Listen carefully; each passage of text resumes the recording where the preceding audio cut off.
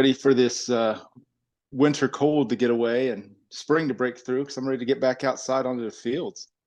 Did we say our two favorite seasons in life is shrimp night and Golden Corral Buffet and Yeah. softball season, right? Is that how we're doing it? Yeah. And it kind of flip-flops which one takes precedent there, depending on the time of year. Right now, it's definitely softball, and there's Yeah. a amazing. We call her the queen of softball. Over the years of doing this, there's been bucket list Yeah. softball icons we wanted to have on the show. If you Right. guys remember back in season one, before we figured out what we were doing and learned how to do video and all this stuff, we had Ashley VanBoxmeer on the show, and just a legend. Everyone knows that name. Hitters, pitchers. If there's something that you need help with, it's almost like it's the softball Bible. You just go to Ashley. She can teach you. She can teach us to play. She can teach anybody to play, right, Dana? So we've always wanted to make it a recurring thing. Her first episode was amazing. It was the calm during the storm, if you guys remember, and it talked a lot about staying patient even when things don't go your way. And obviously, she's doing great with the Lady Sluggers. We watch their games constantly and just continues to dominate. And Dane, I can't say enough how excited I've been to do this. So absolutely. don't want to waste any time. I want to get right into it and bring on the queen of softball. Ashley, how you doing, my friend? I'm good. How are you guys? Happy to be back. Yes, excellent. Thank you for giving us your time again. No problem. No problem. Congrats to you and the Lady Sluggers. We watch a lot of the games. You guys are you crushing it as always. It's good to see the success and the continued juggernaut that you've built. So got some different types of questions this time, Coach. A little bit more deep thinking. Now that you're an alum, we're going to go a little, we're peeling back the onion, go a little deeper. So I'll take the lead with this one. Obviously, we play probably, I know you do, there's like 100 games a year. There's so much softball, so much tournaments. What's maybe as a coach, it could be as a human, what's your biggest lesson that you've learned this year, so far? I think it's just more about prioritizing and building a schedule properly. So when they're a little younger, the 14U, 12s, 14s, I feel like we really played a lot, like just to get the reps and to get the game knowledge. And now I think, our schedule, I mean, we're in town for one tournament from May to August. So, we're going pretty hard. It's the gauntlet of a schedule, but they earned that, right? So I think that I've really eased up and I've pulled back a little bit on playing and just some kind of playing just to play kind of stuff. Like we're really saving it. So, last year we ran out of gas at nationals. We still had a great finish, but you could just really tell that the girls, and playing in California, it was like 104. We just ran out of gas. So I'm really kind of adjusting the schedule to kind of save a little bit of life so we can make a little bit more aggressive push at the end, I think. Yeah. What is the phrasing you say? Maybe pulling your punches better? Is that what you say? Go. Picking your shots, as they say. Yeah. Now, we've looked at your schedule. You guys have a pretty ambitious schedule. You're going to go up against some pretty heavy hitters in different locations. What are maybe one or two of the goals for you as a coach and for your team that you guys are hoping to accomplish this year to kind of help them get to that next level, which would ultimately be the college ranks? Well, the biggest thing is you want to find the team that's going to get you on the fields that, the schools are going to be at. And ultimately, you got to perform now. So for us as a second year 16U team, we have some veterans, we have some rookies, but the veteran class is really responsible for competing now and really teaching the youngsters the way. And ultimately, we've earned the right to be on those fields, to be on those tournaments. Now it's play the game you love. And that's all that needs to happen. So we've prepared, we're still preparing, our off-season training is pretty intense and the girls have done a great job. Everyone's getting bigger, stronger, faster. So I think, now it's the final countdown until we get to actually play and let's go. So it's almost like I wrote this down because we always leave with a page of notes after talking to you. So it's like you put all this, and maybe Dane, you can help make this eloquent because you're good at that. Coach, you guys went like this super hard, like, you're going 100 miles an hour and your foot's been on the gas the whole time and you're still driving. But now it's like, it's more refined, it's more detailed. What you're saying is you're, picking your shots. You guys are almost more clever about the way you go about it. Am I saying that right, Dane? Yeah. That's, couldn't put it better. Yeah. It sounds like you guys know exactly what direction you're going to go, and good. You're forming your schedule. That's a good lesson for even us. I mean, we're our 14U, 12U. We're about the 12, 14U, and we're kind of on that trajectory you guys had last year, where you're going and seeing what these girls have.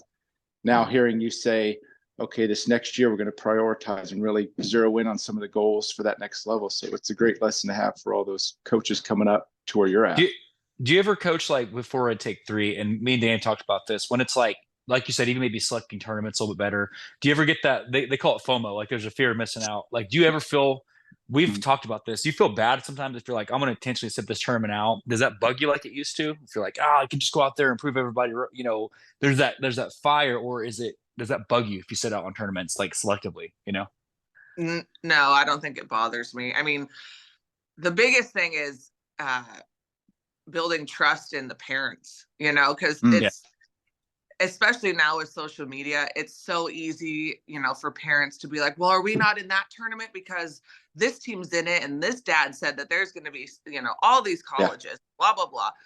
And, it's hard to just keep everyone grounded and, like, but once you build that trust and just saying, like, listen, like, that's not what we're doing. I love it. It's not FOMO, but it's definitely like, how I react and how I set the tone, everyone will follow suit. So if I'm like, oh my God, we're not playing in this tournament, then all the parents are gonna be like, but if I'm like, we don't need to play in that tournament. Like, so no, I mean, when we were younger, we played a lot more local. We played, a lot of maybe some more regional stuff. Because for me, and as you guys are going through this, I wouldn't take my teams too far out of state until we absolutely dominated our local area. Like, I'm not going to make your parents spend the money to go to California if we can't even beat the team down the street. So that's good. Once we were about 14 and we started winning a lot of the local stuff, and we started going to Oklahoma and Iowa, Nebraska. And then once we started winning those, then it was, the perfect little trajectory of like, okay, now, we would continue to win. And then when you win, the better players want to be a part of it. And then you start to, attract more attention from teams out of state. And so once you start doing that and just kind of building up your pond of bigger fish, then it's like, okay, like, I don't expect to win every game, especially now, like with all our goal is like, yes, I want to win. Of course, I'm the most competitive human ever, but learning what a college isn't going to just be like, oh, you won this tournament, they're going to say, those kids competed hard, yet they play the game the right way. They talk the language. They look the part. Like, they're knowledgeable. They compete. Like, they just don't start pouting if they're losing. So, like, all of those things are kind of really important. And so now we're in a situation where big picture, right? Yeah, exactly. So we just kind of stay focused on that. I like that. That's I never thought about that, because there's been times, and Dan and I would chuckle about this. And softball is a big family. Everyone kind of knows each other. Even different teams, there's this love. We go all the way to, like, Colorado to play a team that we are neighbors with. Wait a minute, let's focus on winning here first. So I get you. Now, thinking about something new that you tried as a coach. I know a lot of coaches integrate different types of workouts, different routines. I've even seen some local coaches bringing in yoga this year for the kids. They always trying something new. So is there maybe like a new, with what you're comfortable sharing? I know sometimes coaches keep that stuff tight. Is there something new you're bringing into philosophy? Maybe it's the parental part of it, practice. What's something new you're trying this year with the kids? I don't know if there's anything new. Well, I mean, there's always new stuff that I'm introducing as far as, like, skill development. So, like,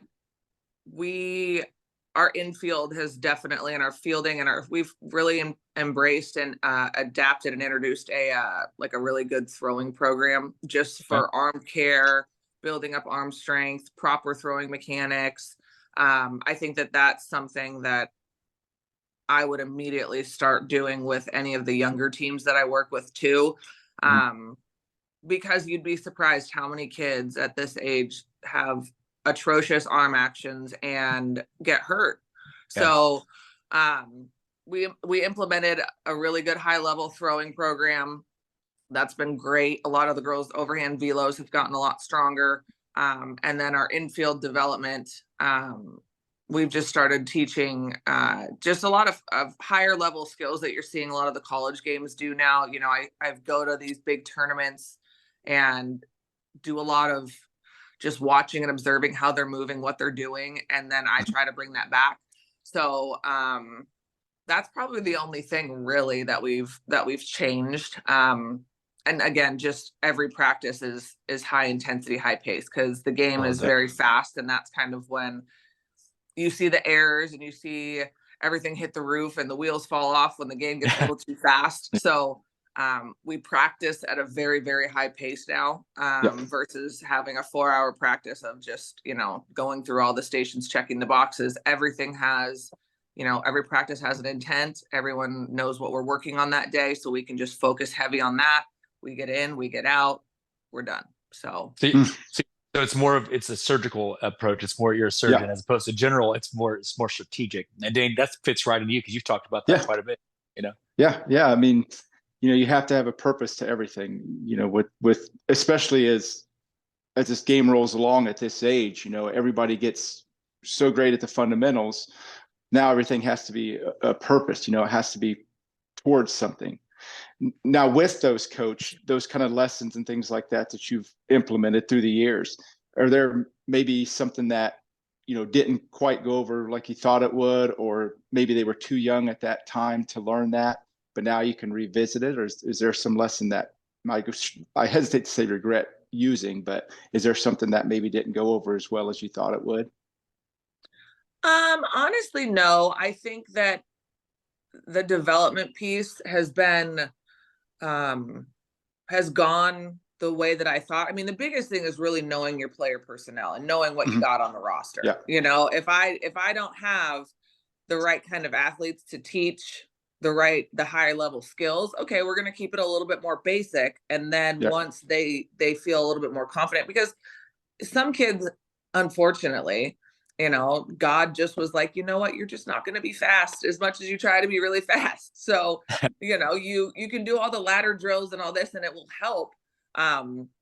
But so that kind of just depends on, you know, as a coach, really knowing what you got on the bench. Like I'm not going to ever set my kids up for failure. That'd be that's like the golden no of coaching. So I think I've done a pretty good job of knowing what I got. I mean, I push them pretty hard. But I think now it's like, okay, if this is all you got, then this is all you got. We're going to still find a way to get the most out of you and put the best version of you on the field. So well put. Yeah. I'm just processing this. I already have a page of notes. This is just from when you start talking. So I have a bunch of stuff I'll be stealing for the 12 views. Thank you, Coach. And I will blatantly rip you off. No, I'm kidding. I'll give you credit. But I like what you're saying is like, man, I keep coming back to this theme where it's like precision.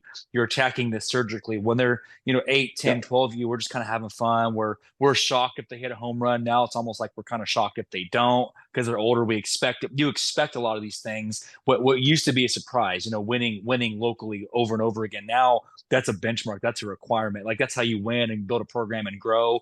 You don't get shocked when you have success. You get used to it and expect it. Not that you're being arrogant because you're very humble, but you know how to win competitive. It's like there's a different way of, I don't know. It's like a Belichick, or, you know, you take some of these greats of all time, right? The coaches that do this, Patty Gasso, like they're used to it and they know what to look for. So I'm catching what you're saying. It's not this general thing. It's all very detailed and surgical. So wow, I don't even know if I'm doing it justice, Dane, but are you catching this, like the surgical approach to what she's talking about? You know, absolutely. I mean, I'm taking notes as you guys are talking because we're heading right down that same alley. Yeah. So it's great information to have for me, Coach. So thank you.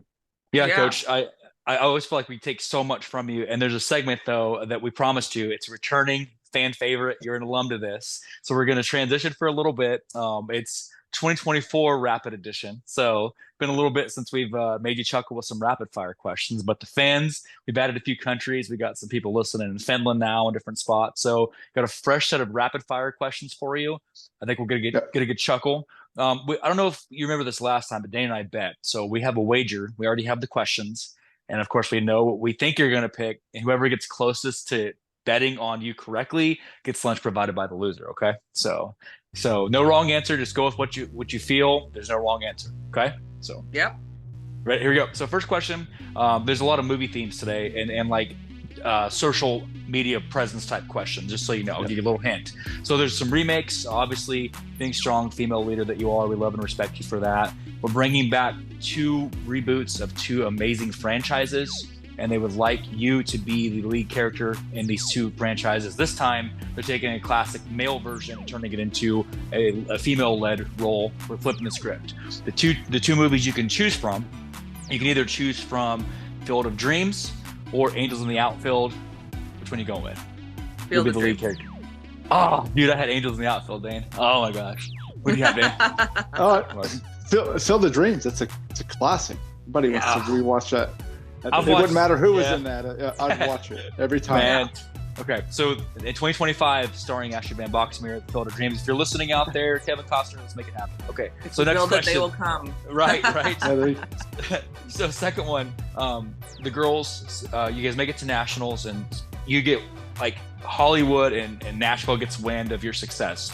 And 2 of these artists, I love them both, but they say, hey, we'd like to follow you guys around and be your band. We just want to be there to help your girls practice, so we'll be your background music during warm-ups. You can choose a full-on concert while the girls are practicing from Bruno Mars or from Justin Timberlake.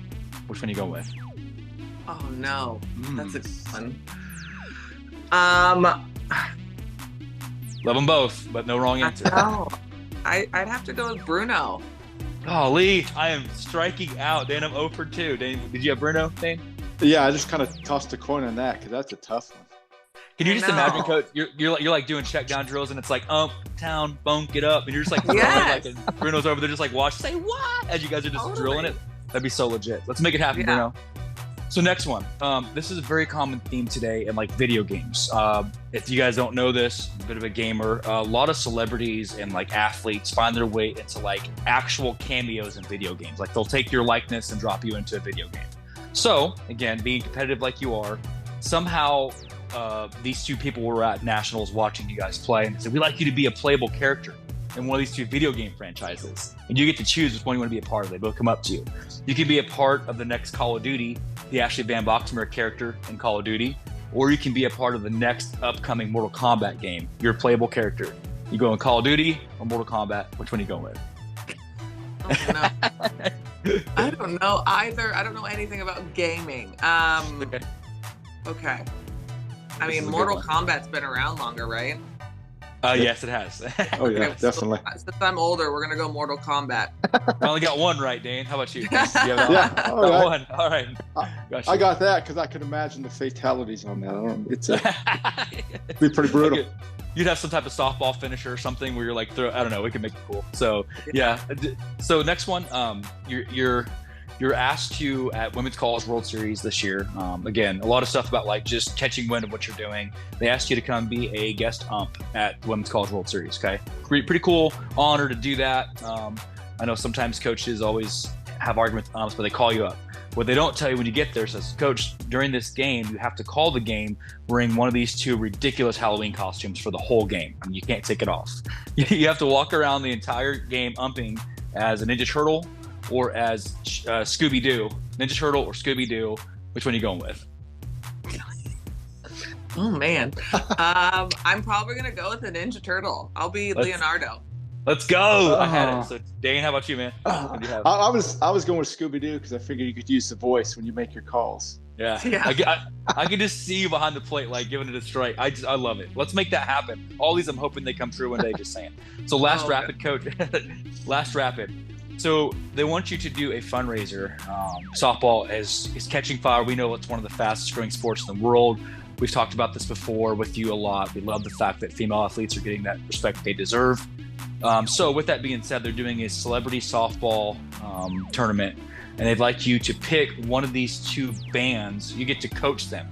You coach this team, you make them, whatever. So your choices for the team that you can coach, you can either coach the Zac Brown band for the softball tournament, love them, or you can coach Motley Crue. Zac Brown band or Motley Crue, which one you go with?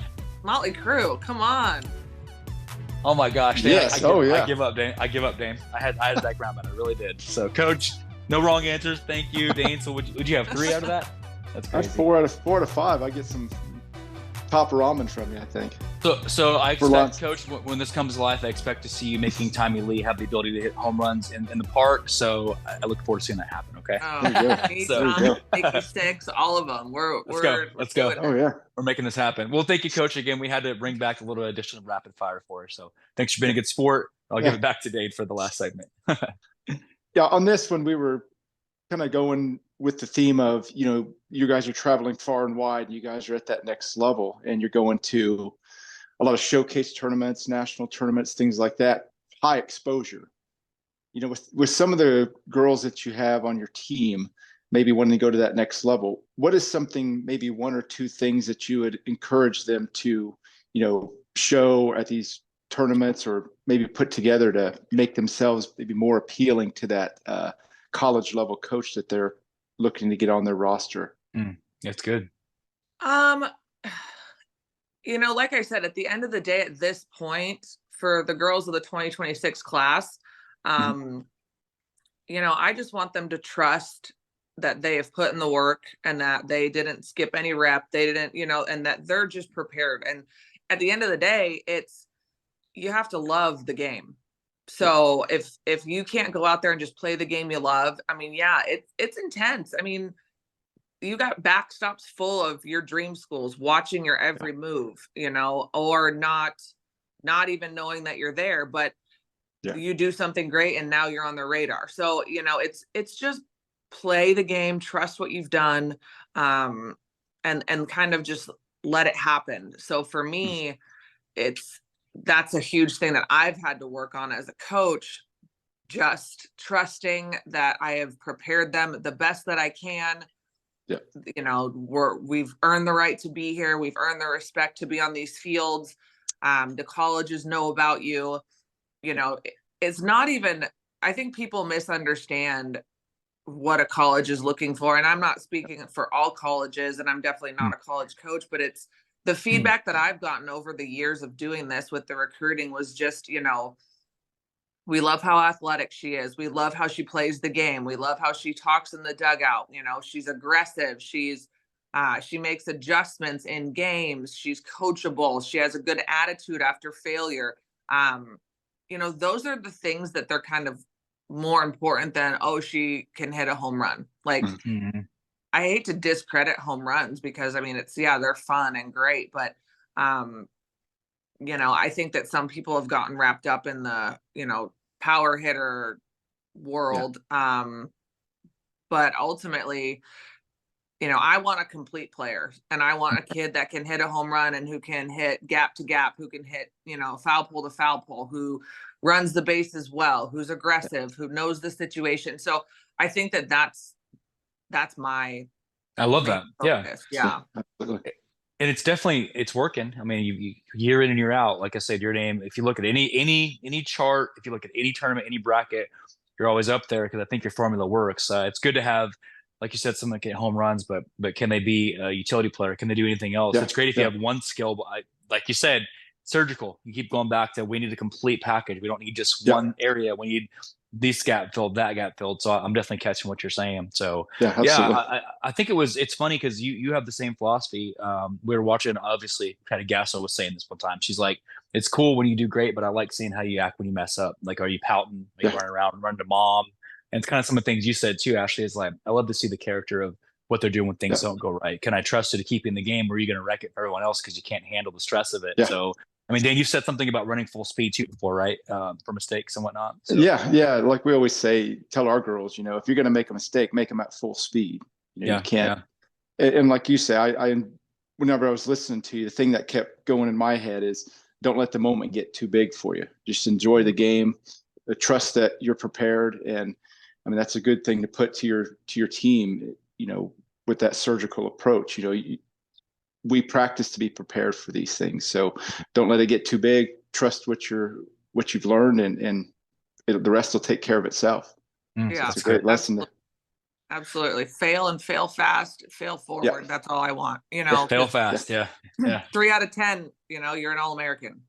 Let's go. Which is bizarre, so it's like, why are we putting so much pressure? But there's so much more to, like, it's your culture, it's what you push, and you make them comfortable to where we're not putting too much pressure on ourselves, or not worried about those things. We're more worried about what we can do to help the team win. Right. We focus on our purpose and our process, and the result will come. If you focus on the result, I mean, you're going to be disappointed a lot. So stay true to your purpose and your process. Why are you here? What's your goal every day for the team? And the results are going to come.